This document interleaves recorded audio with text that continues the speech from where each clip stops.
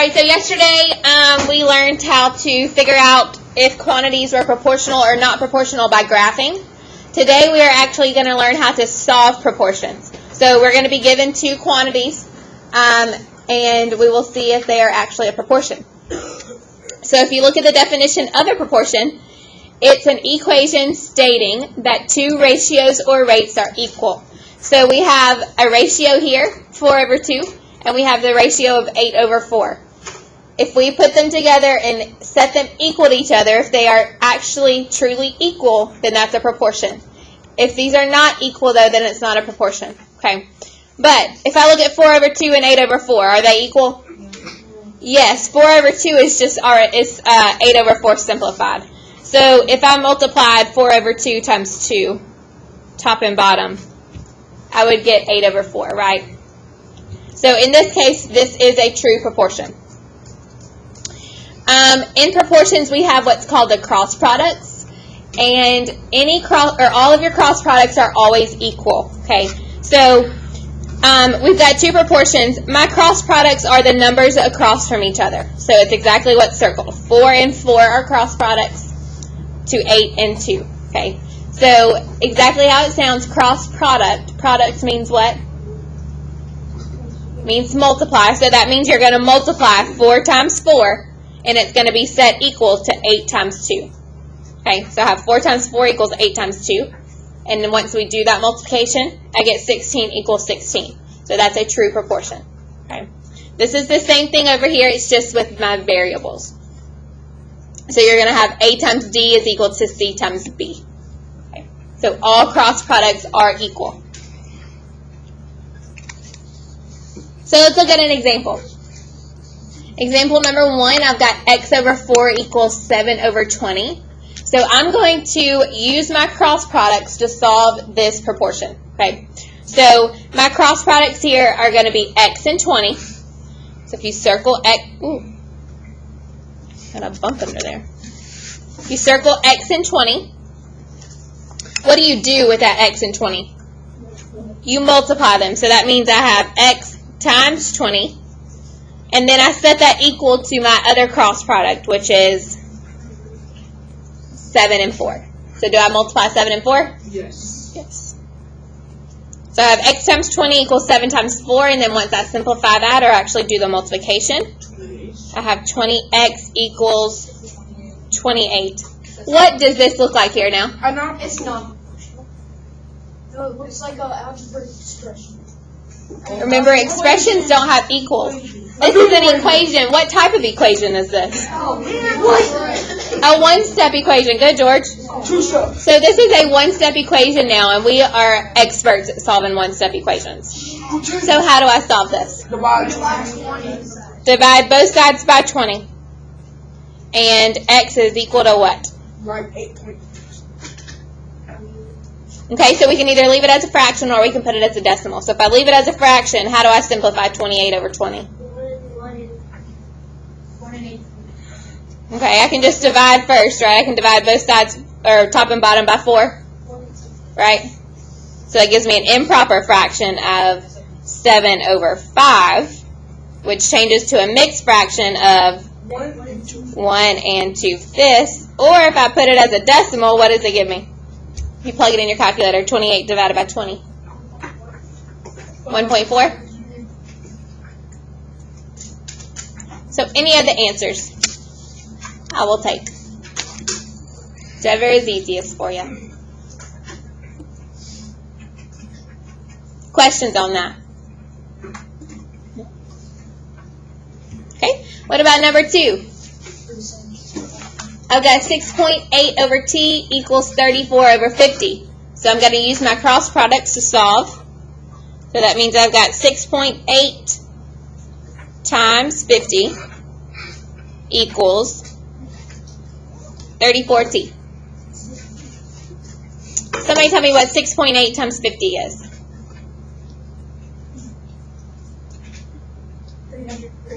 340? So I have 340 equals 34t. Now what? To solve for t, I've got to divide both sides by 34. t equals 10.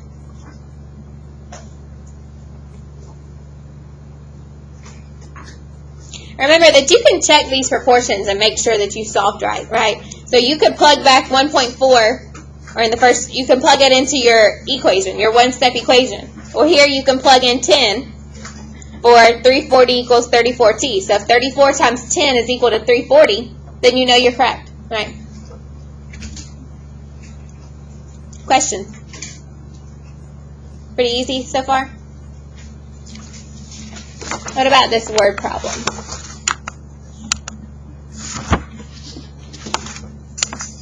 Okay, so before we start it, remember that your proportion is comparing two ratios. A ratio is written as a fraction, right?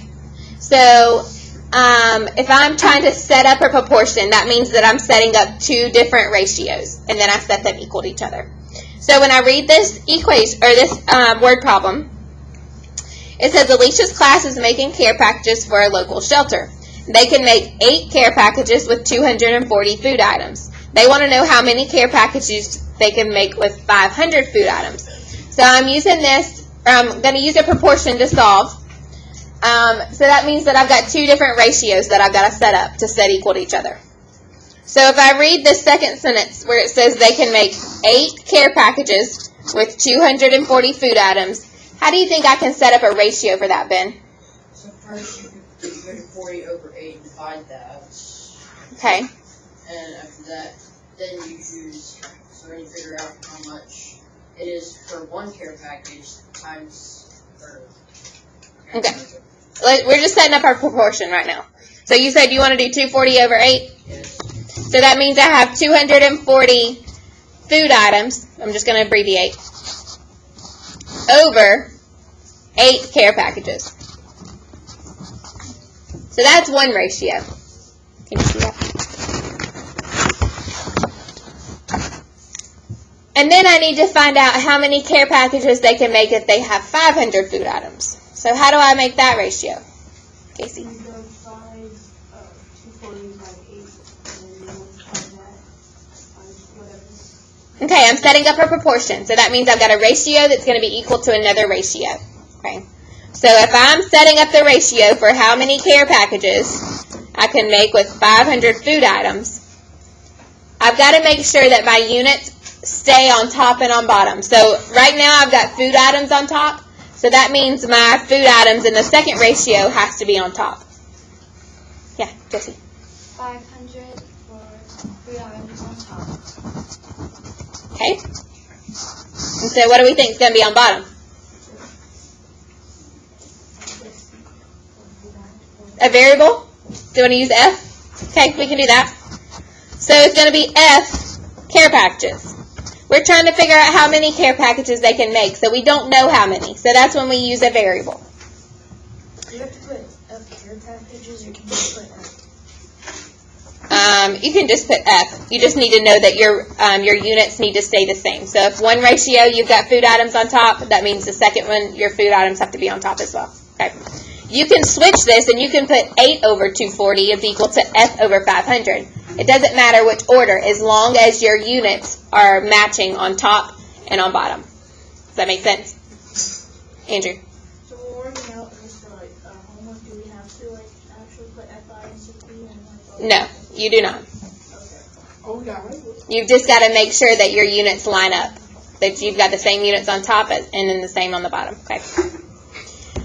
Okay, so now that I've got my proportion set up, I need to actually solve for it. So that means I'm going to use my cross products. So I have, can I zoom up on this now? It's kind of hard to see. So that means I have 240 times F, right? Equals what? 500 times 8. Move over here. So then 240F equals, what is 500 times 8?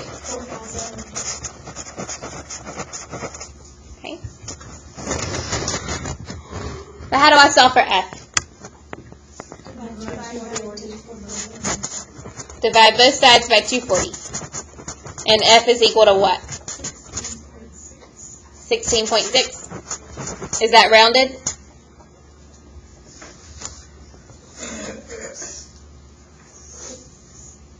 Or 17. 16.7? Or if I wanted to round up to a whole number, it would be 17, right? So that means that they can make 17 care packages with 500 food items. Okay.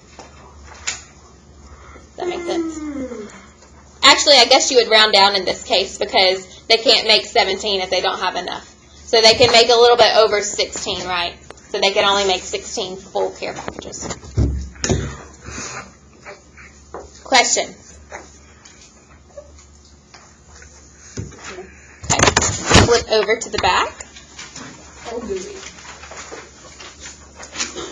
So number 4, it says that we have 20 boxes on 4 shelves and B boxes on 20 shelves. So we've got to set up a proportion for my scenario in order to solve for B. So how do I set up the proportion for 20 boxes on 4 shelves? Drew. 20 over 4. Okay. And then equals B over 20. Good. 20 over 4 equals B over 20. You've got to keep your boxes on top. So I've got 20 boxes and B boxes, and then 4 shelves and 20 shelves on bottom. Now to actually solve for B, what do I have to do? Cross multiply. Do my cross product. So that means I have 20 times 20 equals 4 times B. What is 20 times 20? So 400 equals 4B. And B is equal to what? So what does that mean? If B equals 100, what does that tell me? 100 boxes. 100 divided by, yeah. There's 100 boxes on 20 shelves. Okay. Questions?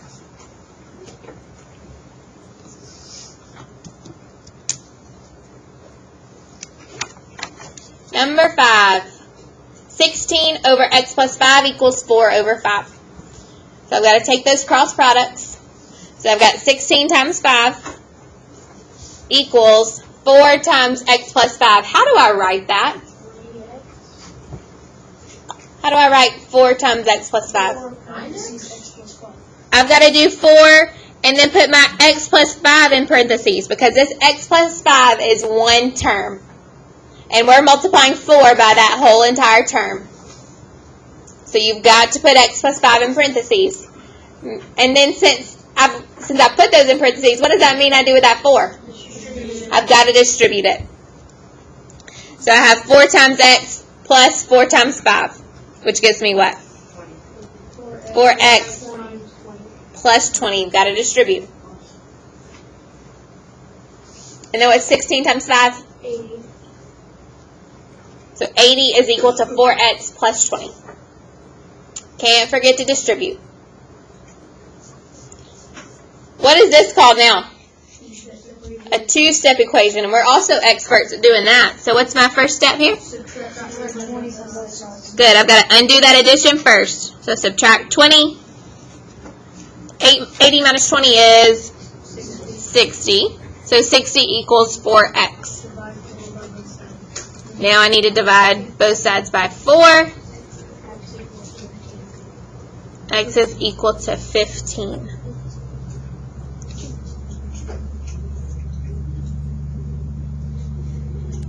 Questions? Nope. Yeah, go ahead and do number 6 on your own and then we'll go over it. See if you did it right.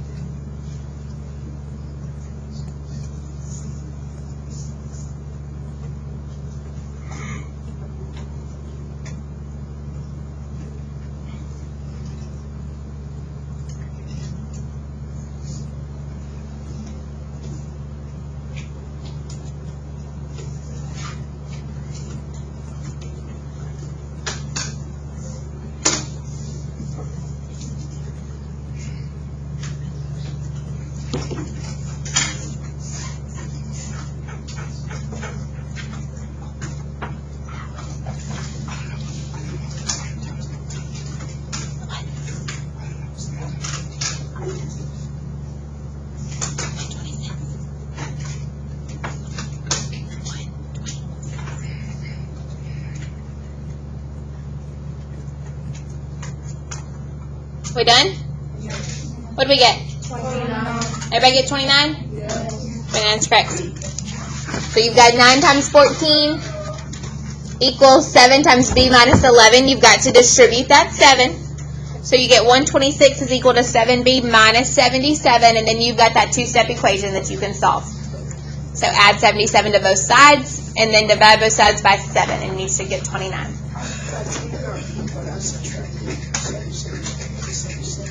And then you didn't actually subtract them. You might have wrote that you subtracted, but you didn't actually subtract. Guys, remember that you've got to do the opposite. Okay. Any questions? All right, your homework for today is on the board. It's page 294, 295, 10 through 36 evens. You're only doing the evens. Tomorrow, yeah. And